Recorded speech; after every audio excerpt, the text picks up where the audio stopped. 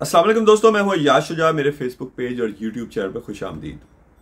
दोस्तों, आज जिन खबरों पे बात करेंगे उनमें सबसे पहली खबर यह है कि बलूचिस्तान इस वक्त फिर एक बार आग और खून में नहा गया है। बलूचिस्तान में क्या हुआ है, एफसी ने क्यों लोगों पे सीधी फायरिंग की है, इस पे बात करेंगे।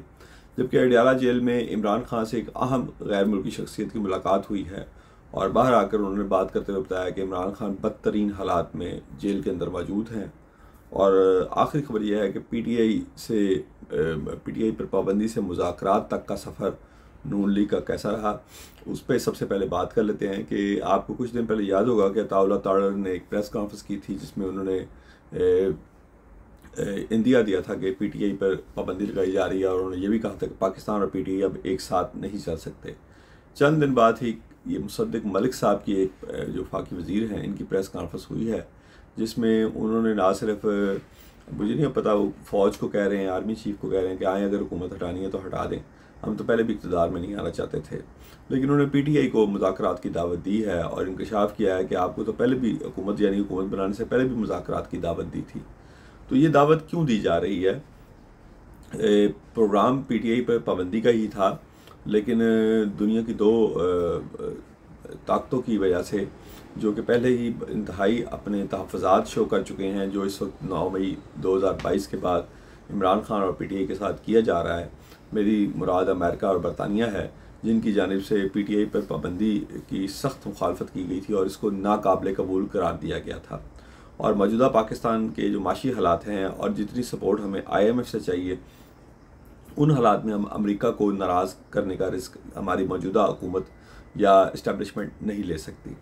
जिसके बाद अब मुसद्दिक मलिक ने पीटीआई को एक बार फिर दावत दी है कि आएँ बैठकर बात करते हैं, और ये उसी दबाव का नतीजा है जो इन ममालिक से इनके ऊपर है, जो गैर कानूनी गैर आइनी इक़दाम पाकिस्तान में किए जा रहे हैं, उस पर जो इनके तहफ़्फ़ुज़ात हैं, उस वजह से हुकूमत को बैकफुट पे जाना पड़ा।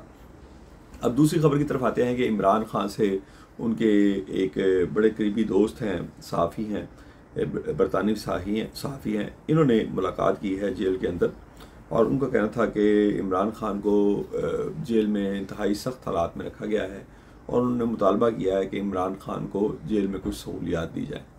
ये वो प्रोपेगेंडा था जो इमरान खान के ख़िलाफ़ किया जा रहा था। मैंने आपको एक बार पहले भी अपने एक व्लॉग में बताया था कि मैं 1994 से जेल की बीट कर रहा हूँ, और मुझे पता है कि जब इस तरह की शख्सियात यानी साबिक़ वज़ीर-ए-आज़म जेल में आते हैं तो उनको मुकम्मल सहूलियात दी जाती हैं।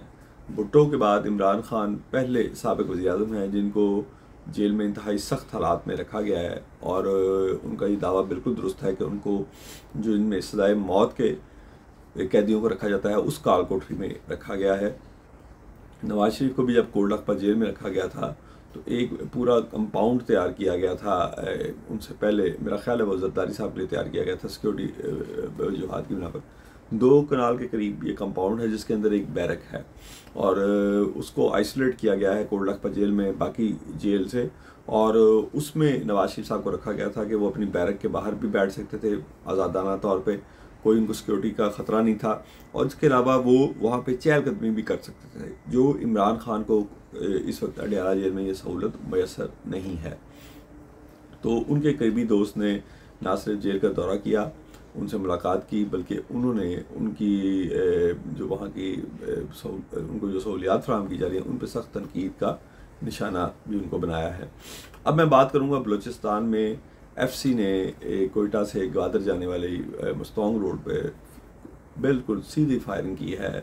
जो मुजाहिरीन थे, बसों के टायर्स पे पहले फायरिंग की, मुजाहिरीन के एहतजाज पर उनके ऊपर सीधी फायरिंग की है, जिससे वहाँ तो दावा किया जा रहा है हलाकतों का, लेकिन अभी तक सरकारी ज़राए से उसकी तस्दीक नहीं की जा सकी है, और वहाँ पर मुतअद्दिद ज़ख्मियों की वीडियोज़ ज़रूर आई हैं जिनको उठा के वहाँ से ले जाया जा रहा है, और बलूचिस्तान को एक बार फिर आग और खून से नहला दिया गया है।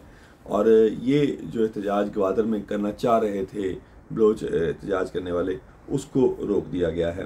सुप्रीम कोर्ट बार एसोसिएशन के साबिक़ सदर अली अहमद कुर्द और उनके वकला साथियों को भी रोका गया है, और उनको वहाँ जाने नहीं दिया जा रहा, और डॉक्टर मारंग बलोच जिन्होंने ये कॉल दी थी उनके काफ़िले को भी कोयटा में रोक दिया गया है। और इससे हमें अंदाज़ा होता है कि हुकूमत और इस्टेब्लिशमेंट किस हालात तक पहुँच चुके हैं। पीपल्स पार्टी का ट्रैक रिकॉर्ड इंसानी हकूक़ के हवाले से, अक़लियतों के हवाले से बहुत अच्छा है, लेकिन बलूचिस्तान में उनकी हुकूमत है और उनकी हुकूमत के ऐन नाक के नीचे पुरअमन मुजाहिरीन पर सीधे फायर किए जा रहे हैं, उनको गोलियां मारी जा रही हैं, उनको ज़ख्मी किया जा रहा है। और आप यकीन माने इससे बलूचिस्तान के हालात मज़ीद ख़राब होंगे, इसमें बेहतरी का कोई अंदेशा नहीं है, बेहतरी का कोई इम्कान नहीं है। ज़रूरत इस अमर की थी कि सियासी हुकूमत मुजाहिरीन को इंगेज करती, उनसे बात करती, उनके मुतालबात को सुनती और उनको यकीन दहानी कराती कि उनके जो काबिल अमल मुतालबात हैं उन पर अमल के लिए कोशिश की जाएगी और बाकी मुतालबात पर मुज़ाकरात किए जाएंगे। लेकिन सूबाई हुकूमत की जानिब से कोई मुज़ाकरात नहीं किए गए। कई दिन पहले से डॉक्टर मारांग ब्रोच और जो दूसरे मुजाहिरीन थे वो ऐलान कर रहे थे ग्वादर जाने का, हुकूमती जानिब से कोई मुज़ाकरात नहीं किए गए। अब जब उन्होंने वो मार्च शुरू किया तो उसको ताकत के ज़ोर पे रोका जा रहा है, गोलियों की तड़तड़ाहट के साथ रोका जा रहा है। लेकिन यकीन मानिए गोलियों का हल ना 16 दिसंबर 1971 को था और ना ही ये आज 2024 में है। आपको आखिरकार इनसे मुज़ाकरात करने पड़ेंगे। पूरी दुनिया में ऐसा ही होता है कि ऐसे लोग जो रियासत से इख्तलाफ करते हैं, जो अपने हकूक़ की वजह से रियासत से किसी मामले पर इख्तलाफात रखते हैं, उनसे मुज़ाकरात के ज़रिए उनको कौमी धारे में लाया जाता है। लेकिन यहाँ पर उल्टी गंगा बह रही है। यहाँ मुल्क की सबसे बड़ी सियासी जमात को यानी कि उससे मुज़ाकरात, यानी कि कभी कहते हैं मुज़ाकरात करने हैं, कभी कहते हैं उनसे कोई मुज़ाकरात नहीं हो सकता, उन पर पाबंदी लगाई जाएगी। यानी कि यहाँ पर उल्टा ही हिसाब है कि सबसे बड़ी सियासी जमात से भी मुज़ाकरात नहीं करने, सबसे ज़मीन लैंड वाइज सबसे बड़े सूबे के लोगों से भी मुज़ाकरात नहीं करने, बस ताकत के ज़ोर पर अपना जो हुक्म है वो नाफिज करना है। तो ये ज़्यादा देर नहीं चल सकेगा। खैबर पख्तूनख्वा और बलूचिस्तान चल रहा है, पंजाब और सिंध में लोग सड़कों पर नहीं आ रहे, लेकिन नफ़रत में दिन ब दिन इजाफा हो रहा है। ज़रूरत इस अमर की है कि इन लोगों को मुज़ाकरात करके कौमी धारे में वापस लाया जाए।